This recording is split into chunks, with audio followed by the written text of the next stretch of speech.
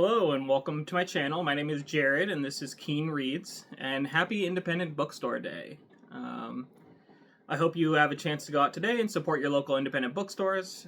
Most of my books are from independent bookstores or eBay. That's particularly where I get my books. I very rarely go to Barnes & Noble or Amazon, just because they usually don't have Amazon does. But usually I can find cheaper prices on eBay for anything I want on Amazon, and usually Barnes & Noble doesn't have the best selection for the books that I look for.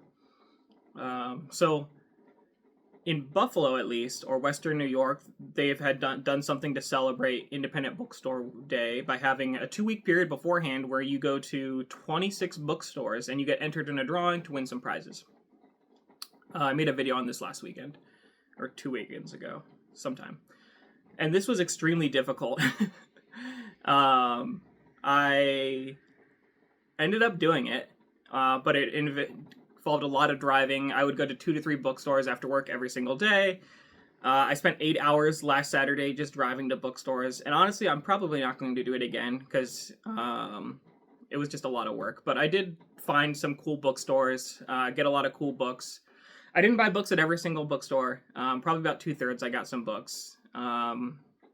Mainly used just because they're so much cheaper. I don't really buy a lot of new books. Unless they're translated works. Like sometimes it's hard to find some newer translated works that are used, so I buy those new. But this is just going to be showing what I got in a little book haul during my tour. So let's get started. I already showed you these in my last video, but I got Raymond Chandler's The Big Sleep, which is kind of the original noir mystery book. Not usually what I read, more of like a thriller, but I hear it's something you can't miss. So, Big Sleep. And then The Letters of Abelard and Alois. I don't know how to say that. Again, I love these old Penguin editions. They're just like, book as object, they're like perfect for reading. Nice font size, floppy, but also stiff. I don't know. I like them. But this is The Letters of Abelard and Alois. So a tragic love story from Old England. Actually,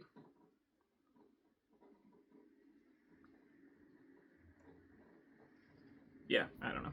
Maybe actually they might be French. Next we have some E.M. Forster. So I have a couple E.M. Forster books. These are not in any order. I kind of just randomly piled them up over here. But I've been wanting to read some Forster. I've never read anything by him. And in my Virginia Woolf readings, he was a friend of hers. He was part of the Bloomsbury group. So I really want to start reading his works. So I got Maurice. And then we'll see some more of his works throughout. We got The Jungle by Upton Sinclair. I've read excerpts of this, actually in high school. But I figured it's time to finally read the whole book. So this is about, I think it's about the meatpacking industry or something like that in the Industrial Revolution, and kind of raised awareness of the horrible conditions that these workers were in. The Handmaid's Tale, just another one that I feel like I should read, and it's so culturally relevant, and it's everywhere in the media that I figured I should read it. So I picked up this. 2 Steinbecks, of which I've never heard of one of them. So I've heard of Pastures of Heaven. Another short Steinbeck. I usually pick up any Steinbeck that I find just because I know I'll enjoy it. It might not be a new favorite or anything, but I usually, other than The Pearl, I don't regret reading any Steinbeck. And then this one is called Once There Was a War by John Steinbeck. This is the one I've never heard of, so kind of excited to get to this one. I also tend to read these small Steinbecks in between like larger books or like projects I'm working on as kind of a palate cleanser. After reading The Portrait of a Lady, which I talked about in my last book reading wrap-up, I was kind of in the mood for some more Henry James, so I picked up The Bostonians. I just saw this at a used bookstore. Kind of a weird-looking edition. Hard to read the side. Just like the font color is a weird, kind of like a teal. But this is The Bostonians by Henry James. And then we have 2 Bolaños, who I'm kind of on a Bolaño kick right now, and I am going to be actually filming a video about Bolaño, probably for upload next weekend. I just need to finish one of these books, and then I also got a book about Bolaño that I'm reading currently. But this is Nazi Literature in the Americas, and then Distant Star. So these are my 5th and 6th Bolaños that I'm reading. We have some Zola. So I have read Germinal by Zola, and I really liked it, and I know he's published a lot of stuff, and he had, similar to Balzac, he has kind of like an order that you can read through his books in, but I don't think you need to read through them in that order. So I just picked up this. I'm horrible at pronouncing things in French, but Therese Racon. And then Jane Austen's Mansfield Park. I've read probably 2 or 3 Jane Austens, and I've liked them all, and I plan on reading her whole work. So anytime I see one for pretty cheap, this was $5, I pick it up. A book that I have heard mixed reviews of is Mary Oliver's Devotions, which is a collection of poetry. I believe it was Traumatic Tomes' book channel. He read this, and he wasn't a huge fan of it. But I've heard on other channels that people do like it. I tend to like poetry, and I'm sure that there's something in here that I'm going to like. So I picked this up just because I felt like at every single bookstore I went to, I saw a copy of this, so eventually I just picked it up. There must have been a reason why I was seeing it so often. Little Women by Louise May Alcott. Just another one that I feel like I should read. I say that a lot of books that I feel like I should read. And I just want to elaborate a little bit. It's not necessarily like I'm checking off a list. Like, these are things that I need to read to be well read. These are books that are well known enough and classic enough that I feel like I would enjoy them, just because I've heard enough about them. So Little Women. Also love the movie by Greta Gerwig.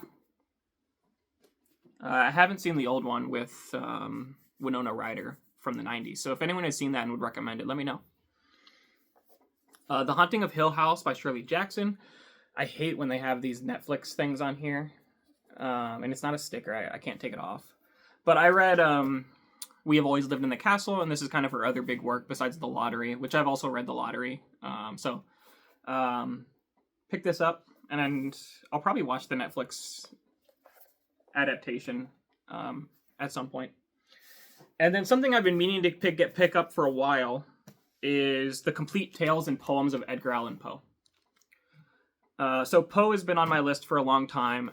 Like any American schoolboy, I read a handful of his stories, usually in middle school, I believe.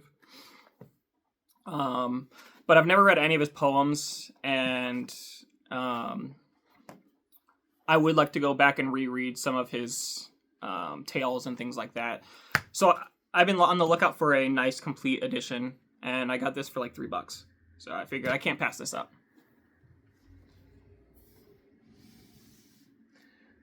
Our final stack. So we have Mary Wollstonecraft's A Vindication of the Rights of Women. So this was Mary Shelley's mother.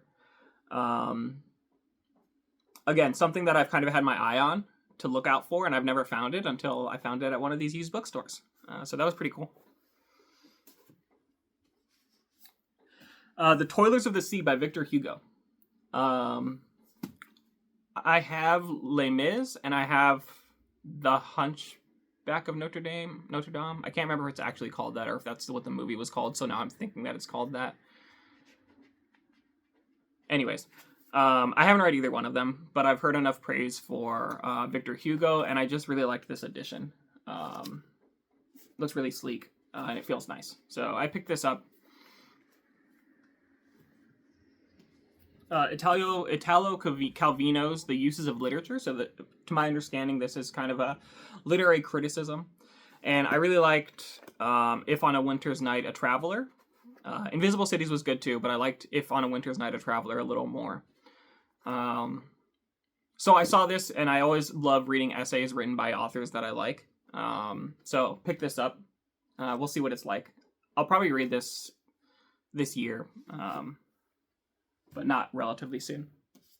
A book that I've read before that I want to reread is Beloved by Toni Morrison. I've read Beloved, I've read Sula, and I've read Song of Solomon, and I like them all. The one that I read the longest ago was Beloved. I had to read this in my senior year of high school, and I remember just being enthralled by it, but also very confused, and I didn't know what was going on in some of it. So I've been kind of meaning to pick up a copy of it and reread it, and seemed like a good opportunity to support one of my local bookstores and also get a book that I've been meaning to buy for a while. Nathaniel Hawthorne's The Blithedale Romance. I have read The Scarlet Letter and The House of the Seven Gables, and I'm a really big fan of Nathaniel Hawthorne, just from those two. So I have a collection of his short fiction, and then I saw this for pretty cheap, and I was like, he's got a good track record in my mind, so I might as well pick this up and see what it's like.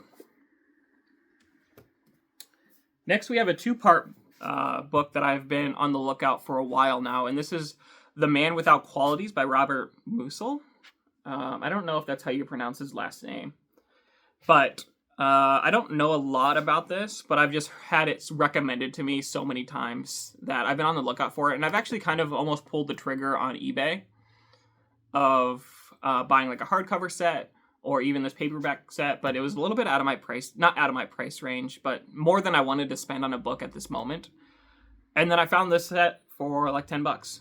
So I was like, this is a steal. And this is probably my favorite pickup that I've got, other than maybe the Bolaños from this little trip. And this is a book that I've already talked about. I did not get it during this book crawl. It just accidentally got into this list. So I'm not really going to talk about it, but this is Foe by J.M. Coetzee. So that's the books that I shouldn't have bought. I bought way too many books on this book crawl, but I also felt weird walking into bookstores and not buying anything. By the end of it, I felt a little bit more comfortable, so just going in and getting my stamp, looking around, and then walking out. But always trying to support my local bookstores. I encourage you guys to do so as well, and let me know how you guys are celebrating Independent Bookstore Day. All right, I will see you next time with hopefully a video about Bolaño. Thanks for watching.